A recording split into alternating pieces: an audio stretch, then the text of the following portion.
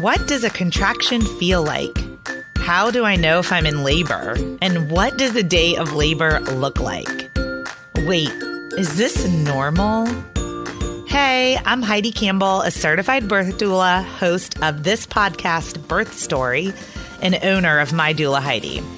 I have supported hundreds of women through their labor and deliveries, and I believe that every one of them, and you, deserves a microphone and a stage.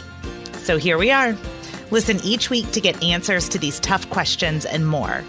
Birth Story, where we talk about pregnancy, labor, deliveries, where we tell our stories, share our feelings, and of course, chat about our favorite baby products and motherhood.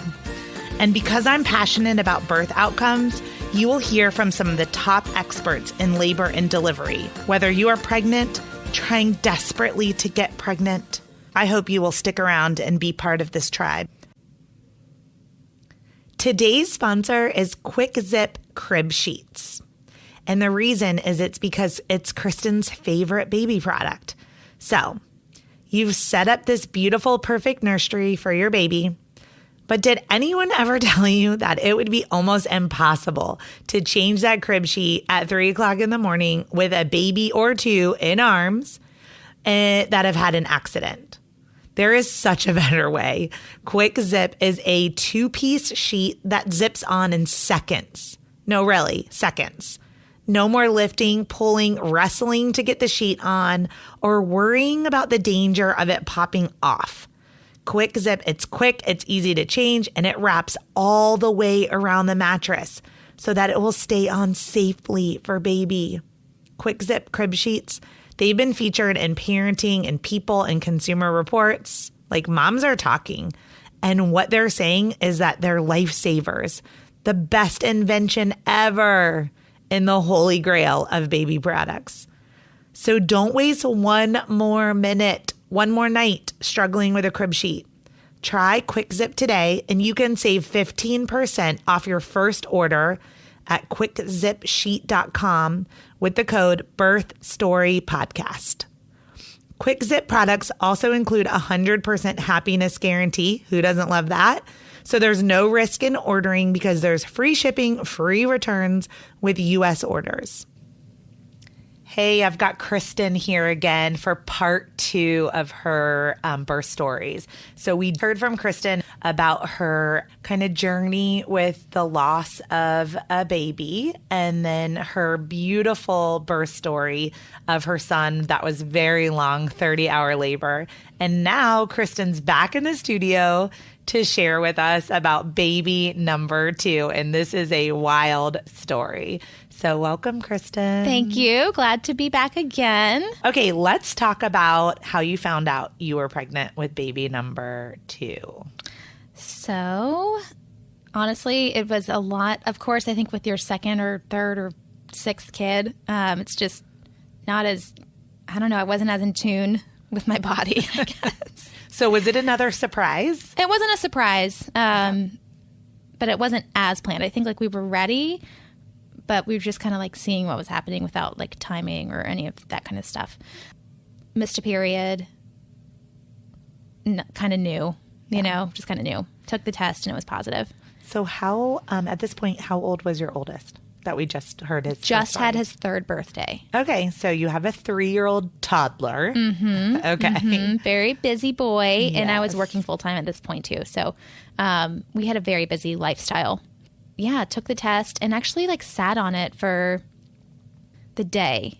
I took it in the morning and didn't tell my husband until that night just because I was just waiting for the right moment. And again, like with a 3-year-old at home, like it's chaotic. So different. To say the least. Yeah. So I wanted to like wait until he was in bed and like I could, share the news with him, just the two of us. Yeah, he was excited. He ran out and bought me flowers right away, which was very nice. Yeah. 6 weeks pregnant, the nausea hits. And I was nauseous with my first, but this was like another level.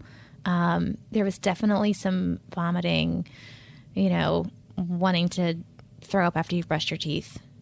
That toothbrush just makes you want to gag. Yeah. It was rough. All smells too. Oh my gosh. And my husband was going through this like Asian cooking phase, which we love Asian food. Love it. Like we'll eat almost anything, but he wanted to make it at home. And I was like, please stop with the fish sauce. Stop.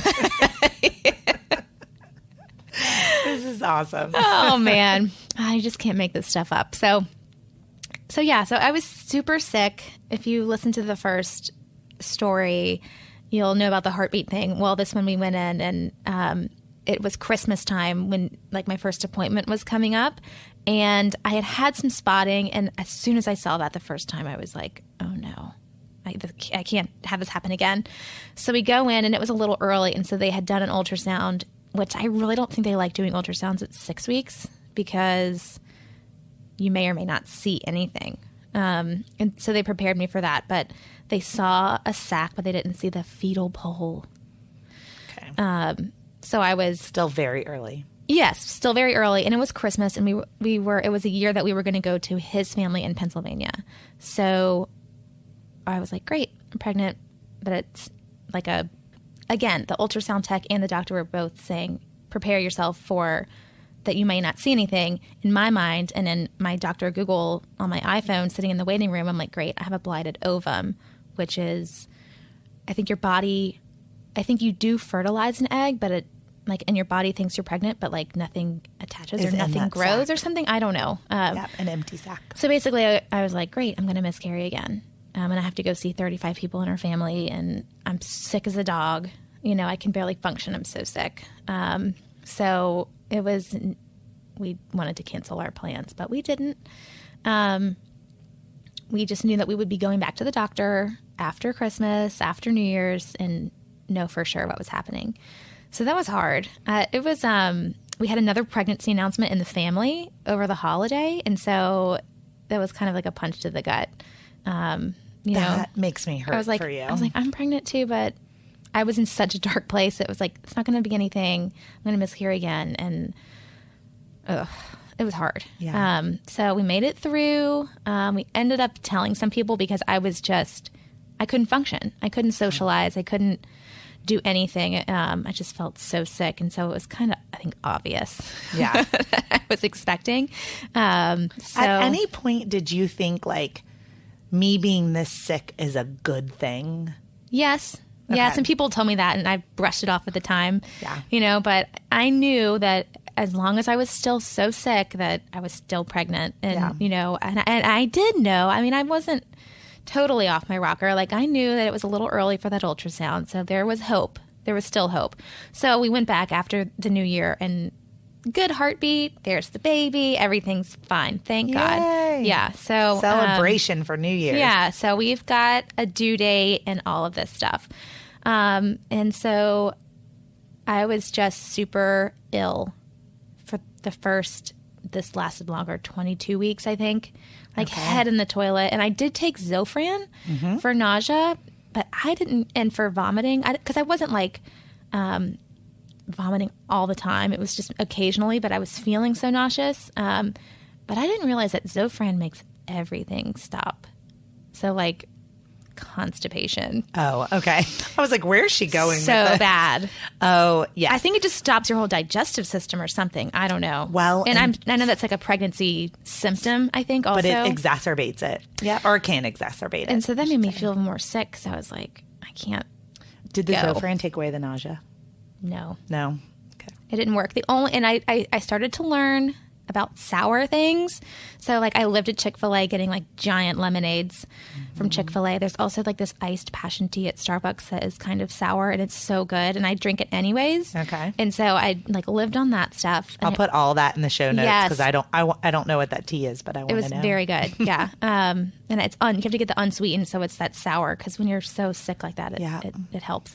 And then I learned to eat, just push through and just eat. Yeah. I ate a lot of Greek yogurt for the protein and the fat, the full fat yogurt. I ate a lot of chicken nuggets from Chick-Fil-A. Girl, whatever you can get in. I ate a lot of those bacon, egg, and cheese sandwiches from Laurel Market. And I was like, I don't care how much weight I gain. I just need to not feel sick. And so I learned that when I had protein and fat in my stomach, it helped. Okay. So I learned to manage it. I learned to live through that nausea, which at times was very difficult, but I did. 22 weeks is a really long time. Man, it just... So you never got diagnosed with any kind of condition? No, it wasn't like I had whatever that Kate Middleton has. Hyperemesis. That's the only person that I know of. Yeah. Amy Schumer right now. Oh, no. On Instagram. She's hysterical talking about it. Yeah. I can't even imagine. I mean, it's not hysterical, but her posts are hysterical. I don't know how I don't know how that Kate Middleton has had 3 kids. Yeah. More power to her. So 22 weeks and the nausea. 23 weeks start the pubis symphysis dysfunction. Okay, go on. Please enlighten us. All of a sudden, I get this literal pain in the crotch that just kills. So some of my clients have described it as a lightning bolt. Yeah. Would you describe it that way? It just feels like a broken bone. I don't know. It was awful. I couldn't walk. Sore. I couldn't sit, and had a desk job. I'm an accountant, so I had a desk job. Can't walk though, and with my first pregnancy, I was walking miles every day up until the day I delivered, and so and it's when I have a 3-year-old. So I sit at a desk all day. Sitting hurts, and then I chase my kid around. Before and after that. And so it was, and we have a dog, so and I've got a house to manage, and you just have stuff to do, and you can't just sit around. And there were nights where I was crawling up the stairs to tuck my kid into bed because I was in so much pain. What did your doctor say about it? He said, there's nothing you can do. The only thing you can do is deliver. And I also went to a chiropractor. I really believe in chiropractic, whether you're pregnant or not. I think all of those adjustments got things in perfect alignment. Yes. Plus that SPD. Yeah. Basically, my doctor said that the gate is opening before it needs to. So I think basically your pelvis opens up a little bit. Yep. Is that right? Mm-hmm. Yep, so especially with that relaxin, that hormone relaxin. Okay, the bones just kind of shift a little. Especially on baby number 2. The doctor said the gate is opening before, you're in labor. And, as soon as you have this baby, probably 2 weeks after, you'll feel totally back to normal. Okay. Because, you get to the point, I'm never going to walk again. I'm never going to feel better again. Or you feel like you actually are going to break your pelvis. It felt like it was broken. Yeah. I mean, it really did. I've never broken my pelvis, actually, but I imagine it's pretty close. So that was difficult. So it was a more physically challenging pregnancy. Other than that, the nausea and the SPD, though, that's my only complaints with it. And I was huge also. Those are 2 big complaints. So how much weight did you gain? I gained 40 pounds with each pregnancy. But with my second, I started heavier than I did, with my first. Only about 7 pounds heavier. I mean, the scale was up there by the time I delivered my second, and I was really uncomfortable. Yeah. But your body is going to gain or not gain whatever it needs. I joke that I was like, I think most women have a delivery weight that they deliver at. Yes. So I delivered both of my babies at the exact same weight. The day I went to the hospital, I was X number of pounds. Yeah. That was horrible. But if it makes you feel better, I gained 70 pounds. Oh my gosh. With both of my pregnancies. And for anyone listening, don't do that. So yeah, but I really think that that everyone's body, whether you eat a green vegan smoothie every day or whether you eat Chick-Fil-A like I did, it's going to hold on to as much as it needs. Yeah. To create a new life. And it's just amazing.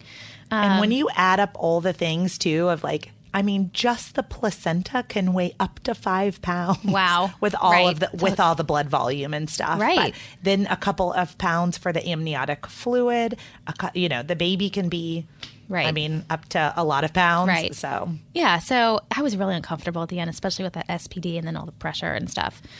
So did you get checked at the end, around 38 weeks? Yes. Did you do an internal check? Oh, yeah. Okay. And I was just like 1 or 2 centimeters, and that was with my first 2. Just nothing significant. This was a summer baby, though. Georgie was born in August. Okay. So it was so hot. Okay.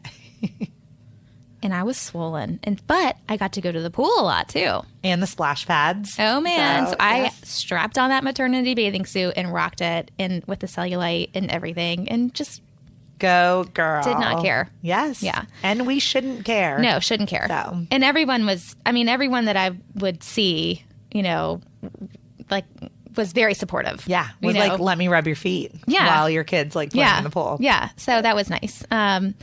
Let me just say, too, when you're pregnant in the summer and you get in the pool, doesn't it feel so good? The best. And the pool we go to is kept very cold to the point that it's like too cold, even when it's 100 degrees outside. Yeah. But last summer, it was perfect. Felt so good. Yeah. Okay, good. Yeah. So tell me, so how was the end then? So those like that week leading up to your labor and delivery. So it's interesting. I had my kids on the same gestational day. Okay. So I was 39 weeks and 4 days. Okay. 5 days. Whatever. Because you had such a long labor on your first, it's hard to. Yeah, I went into labor on the 39.3 with the first and had him on the 5th, but I went until, so I think this was about the same day. 39.5. Yeah. Yeah. Okay. Woke up in the middle of the night with timeable contractions. Okay. And I was so ready. I had gone to the chiropractor. I had sat on that ball. I couldn't barely move, but I was trying to walk the stairs and just get things, going. I have this little bunco group in Charlotte, and everyone was telling me to have sex to get labor going. And I went home from bunco that night, and I was like, honey, we have to do it.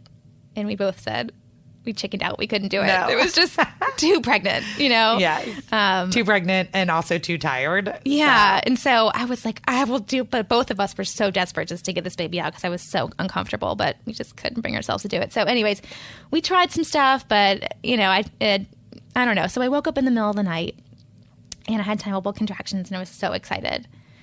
So I just went upstairs to our guest room to rest so I didn't bother my husband. And next thing I knew, it was like 5 o'clock in the morning and I had fallen asleep and the contractions were gone.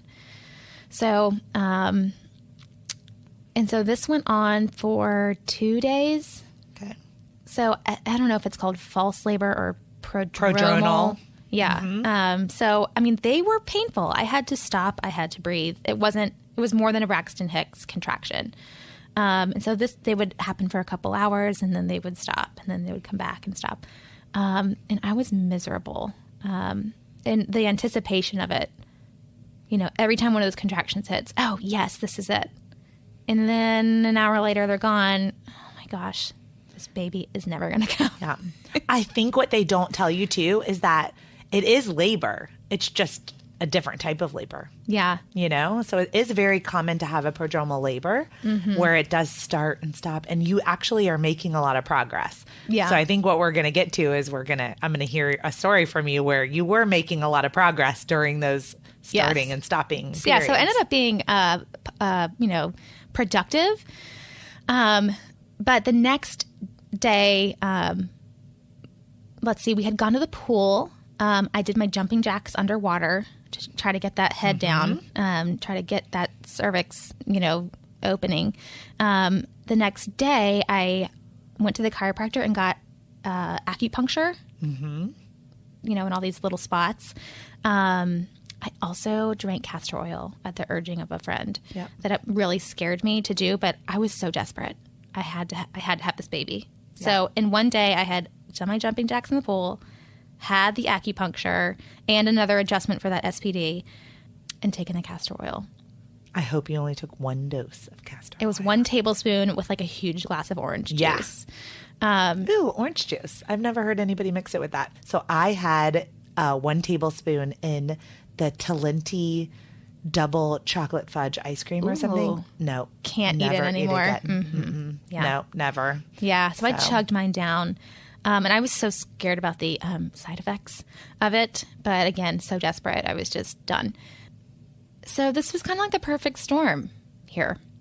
So I had the acupuncture in the morning. I came home and did the castor oil. It was about noon. I hadn't had a ton to eat that day, so I was okay taking the castor oil knowing that there wouldn't be a lot coming out probably. Okay. Sorry, TMI. So I'm sitting there. My son is in daycare. Okay. So he's at school, we call it. My husband's at work, and I'm sitting on the couch. It's about 2 in the afternoon. And I call my mom, and I'm like, hey, do you want to get a pedicure? Like, we got to get things moving along. And I'm also going crazy sitting here. You know, all my projects are done. I'm ready to have this baby. She's like, yeah, sure. Let me call you back in an hour. Calls me at 3. And I had, like, sat down on the couch and had Netflix on. And I was like, you know, she's like, hey, I'm ready to go. Do you want to go? And I said, you know what? I changed my mind. I'm here. I'm comfortable. I'm just going to stay home for now. We'll see what happens. So around 4, my husband calls, and you know, who's going to pick up our son from daycare? And I just said, honey, I can't do it today. I really need you to do it. I'm going to go ahead and order the inducer from Hawthorne's Pizza. Yes. This pregnancy really centers around food, I think. In Charlotte, like, we just have so many, like, staples of people's pregnancies. Yeah. So husband went to get son. I go, I think about getting the inducer, and husband calls again. It's like 4:45. As I'm, like, reaching for the phone to answer it and also call the pizza place, I felt a pop and I felt a gush. And it was my husband calling. And before I could say anything, I said, my water broke. Now we're going to take a short break to just share a few things with you, and we'll be right back with our guest. Hey guys, if you're enjoying this podcast, then I need your help to spread the word. If you know anyone who is pregnant, is trying to become pregnant, or just loves a good birth story, if you could send them to iTunes or Stitcher or Spotify or SoundCloud, wherever they listen to their podcasts, and ask them to subscribe to the Birth Story podcast. I'm so excited to tell you about my first book that I wrote that is launching this summer. It's a 42-week guide to your pregnancy. It's a collection of birth stories. It has a ton of doula advice from all of the questions that my clients have asked me over the last 14 years. It has hysterical partner tips that you will want to read to your partner. And it has journaling prompts because nobody has time to write 20 pages in their journal about their pregnancy. So I've taken the liberty to give you some prompts of things that I think you might want to remember back on after the baby's born. So again, you can go to birthstory.com and pre-order a copy today, and it would mean the world to me.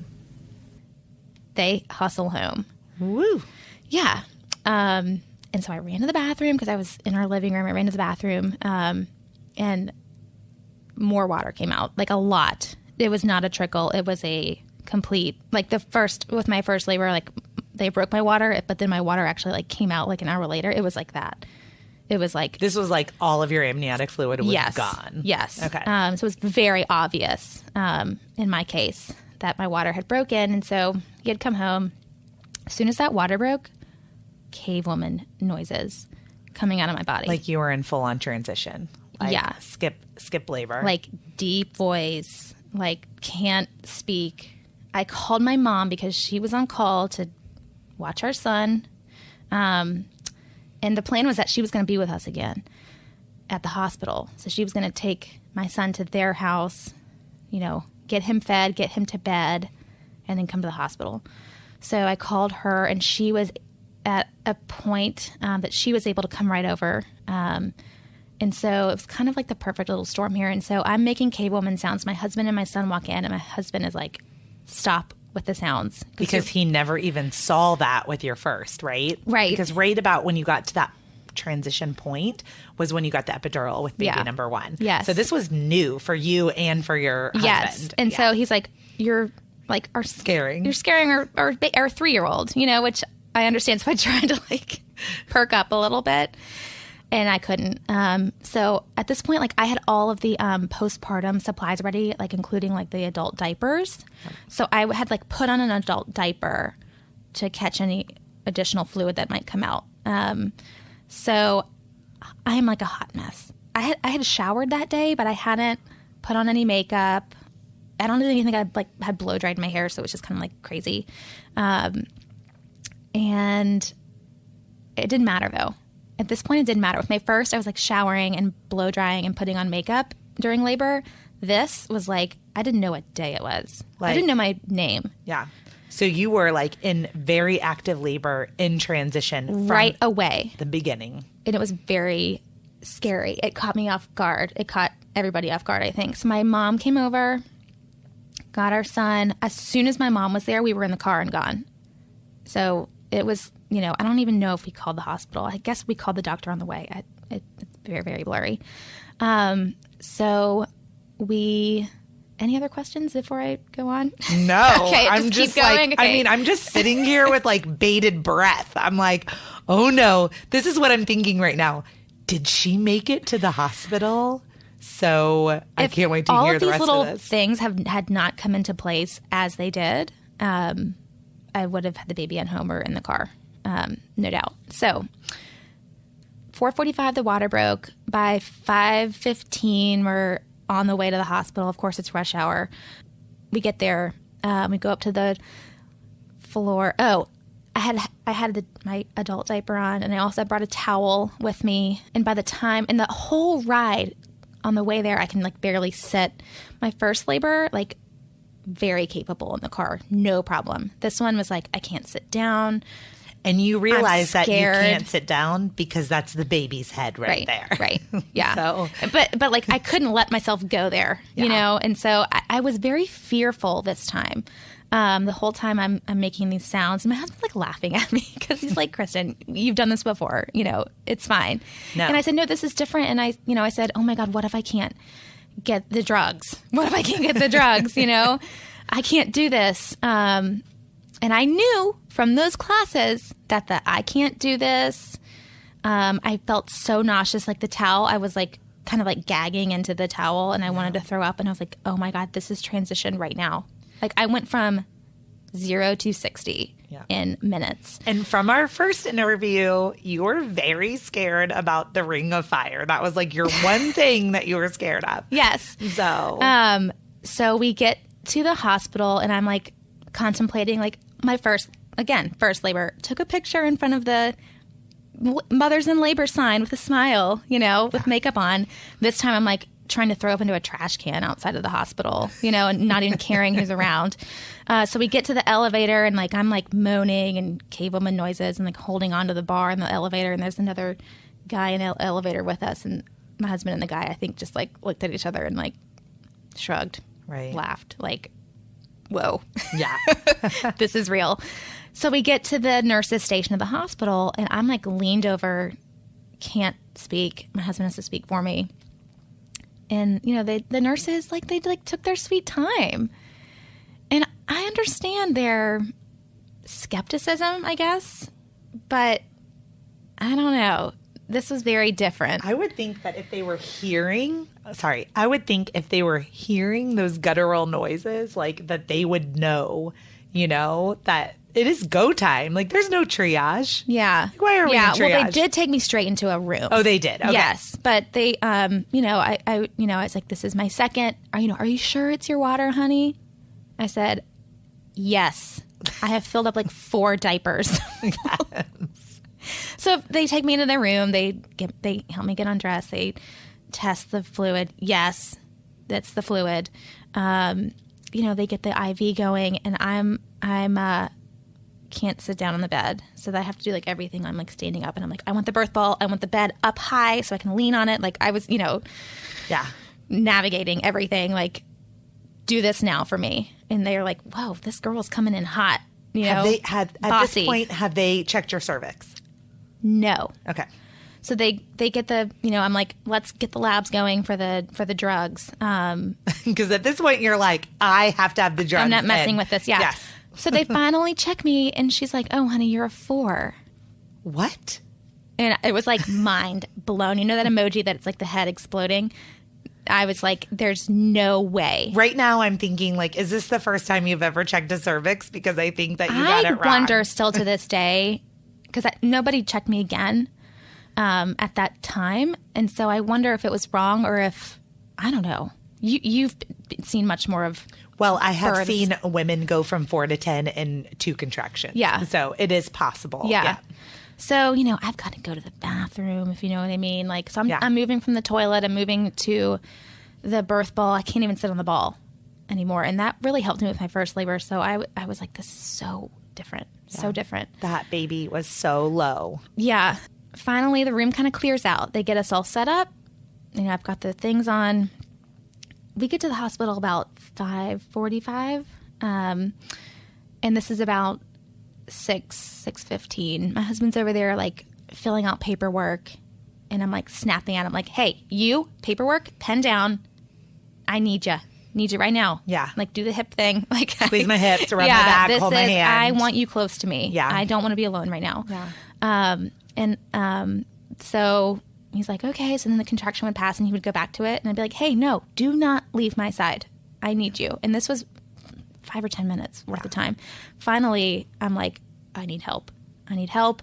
I need help. Someone help me. And he's like, should I get a nurse? I said, yes. So at this point, they haven't given you any medicine. No, they you're said, still- well, they took the blood because they have to take the labs to see platelets or something. So it does take time. And I understand that. But I had made it very known, like, let's do this as fast as possible because I can't deal with this. And so he goes to get the nurse. And this is 6:20. Okay. Water broke at home 4:45. Okay. Nurse comes in and she's like finger wagging in my face. Like, you need to calm down. You're only 4 centimeters, whatever. As soon as she walks in the room that second time, I was like, I'm sure my face changed. Like, the look. This makes me laugh so hard. This is so TMI. I can't believe I'm sharing this. The look that a toddler gets when they're going number 2 in their diaper. Yes. My face made that face. Okay. And I think she definitely saw that in my face. Like that you were pushing. I was bearing down. Yeah. It felt like a bowling ball was coming through. But I will say it didn't hurt. It was just massive amount of pressure and weight, it felt like. It literally felt like a bowling ball was coming out. Yeah. Coming through, like if you had to poop. Yeah. Really. And you Just were pushing huge. with it. I couldn't help it. Yeah. Total, I think you said like The ejection reflex. Yeah. It's exactly. Like totally instinct. You have no control over it at all. Yeah, and I was standing up. And so It's a joke sometimes when they say stop pushing and you're like, it's a natural It's reflex. just coming. That maybe I couldn't stop it if my life depended on it, So she saw the look on my face and she goes, get on the bed right now. And I said, I cannot move. I cannot. I don't want to lay. I don't want to sit. And I also cannot move. Like I'm frozen. Yeah. So the nurse said, I need to check you because if this is the baby, I need help. I need to know. I need to let the powers that be know. And it's like 6:30. It's almost shift change, right, for the nurses. So I'm sure they just loved me. Right. So I get on the bed and she checks me and, yep, this is it. And like, this is a baby. And this is happening, And so I had So you went from 4 maybe to 10 in 45 minutes. Yeah. Yeah. Yeah. And was there a moment where you were like, but no, they haven't put that epidural in, or were you just not thinking about anything? At that point, when I felt that ejection reflex bowling ball sensation, I knew. Mm-hmm. And I had already like mentally accepted that I was going to do it without. Yeah. From taking these classes and from doing all this reading and listening to birth stories and that kind of thing, like I knew it would be okay. At that point, once I knew what was happening, I was okay. Yeah. I kind of like went into myself, as people say, but it really did happen. I remember kind of like laying on the bed and like I did say, I don't want to lay. I want to get on hands and knees or I want to stand.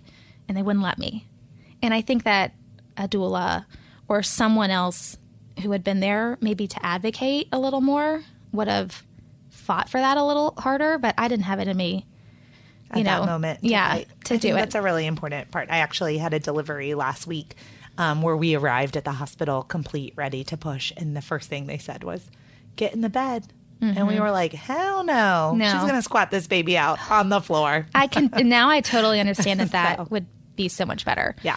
But again, I didn't have it in me to fight. So I just sat on the bed and they get it all broken down and whatever. And the doctor comes in and I had a great doctor, a woman who had kids. And so that helped me too. Yeah. But at this point I had gone into myself, the contractions had stopped. So there really wasn't a lot of pain. And that is so normal. And I think that people don't realize, especially if they have inductions and it's a contraction pattern. Mm-hmm. But when you have a natural childbirth, you have very long periods without any contractions at all. Mm-hmm. It's like your body gives you this natural rest period right before it's go time again. Yeah. So you are kind of experiencing that. In the bed. It was this amazing. Natural, long, just kind of rest time. Yeah. And I remember laying back on the bed and my eyes were closed and I was in total meditation almost, Yeah. And so I knew what was going to have to happen. And the doctor promised me 2 contractions and this baby's out, Yeah. 5 minutes and you're done and you're through and don't even worry about it. The only way out is through, but you can totally do this and it's going to be over fast. And I was like, you're lying. You're all lying. Yeah. And then I came back to myself and said, you're all lying. And it's going to take forever. And I'm going to push for 2 hours and all this stuff. And they said, no, you're really not. Because the baby is right there. Yeah. And so. The next contraction hits. Can you feel it building? Yeah. It was foggy. The memory is foggy. But it was. I guess I did have a contraction and they made me push. They had me push, I guess. But then they didn't let me stop pushing. Okay. God, I needed you, Heidi. I needed somebody there. Well, I'm going to guess right now. So on that contraction, did you keep pushing and push the baby out? I pushed out the head. Yes. Okay. Yeah. There's probably a reason why they said that. Okay.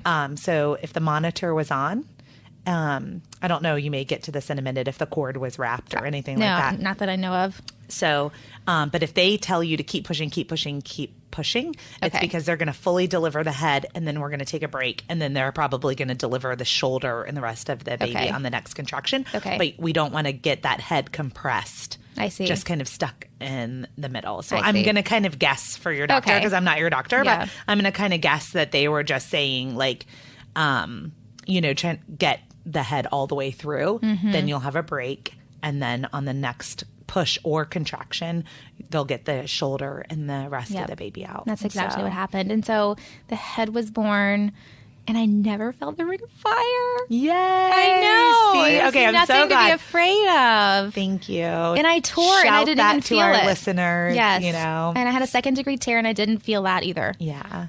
So when you have a natural childbirth, you naturally kind of go numb because of bearing down all the blood and all the pressure. I believe it. Mm-hmm. Yeah. So that's exactly what I experienced. So yeah. So you had 2 really amazing births. Yeah. One thank you. long and, medicated, but you made really good choices for your body, at all the right times. And then this really they call it precipitous if it's less than 4 hours. So a really fast precipitous birth, from an abrupt water break and still a beautiful birth. Yes, it was wonderful. Yep. Yay. Both so special. So on this one, did your husband get to cut the cord again? He did, and we also didn't know what we were having, and he was convinced it was a girl. And so when a boy came out, he goes, "Oh my God, it's another boy!" Oh my goodness, I love it. So it's 2 boys. Yes, you have my heart. So fun. That's just like me. It's so amazing. Fun. Yep. Well, Kristen, thank you so much for being on the podcast Thank you, Heidi. So for 2 different episodes, because you have such different birth stories. There's so much education for moms that are listening to learn from you. So thank you for being on. And then I asked you on the last episode about your favorite baby product, which was this awesome like zipper sheet. So for your second baby, did you have a different baby product that was kind of your favorite that you could think of? Still love the sheets. I did a lot more baby wearing the second time around. Okay. Yeah. So I had all kinds of different gadgets for the baby wearing, but big deal on the second kid. All right. Well, thank you so much for being on again. Thank you. Take care. Thanks to Quick Zip Crib Sheets for sponsoring today's episode and for being Kristen and so many moms' favorite baby product. Quick Zip offers great starter packs, perfect for setting up your nursery or to give as the best baby shower gift in the pile. The packs include one base that stays on the mattress and up to 3 zip-on sheets, so you'll have a couple ready to go for a quick change. Some packs also include waterproof mattress pads that are flat, with no skirt, and designed to work with the Quick Zip system. Also, great news is that you can buy additional zip-on sheets whenever you need an extra, or you just want to freshen up the look for a new season. Quick Zip sheets are great quality and durable, and they even last kid to kid. So just a reminder, you can head over today to save 15% at quickzipsheet.com and use code BirthStoryPodcast. And there is that 100% happiness guarantee.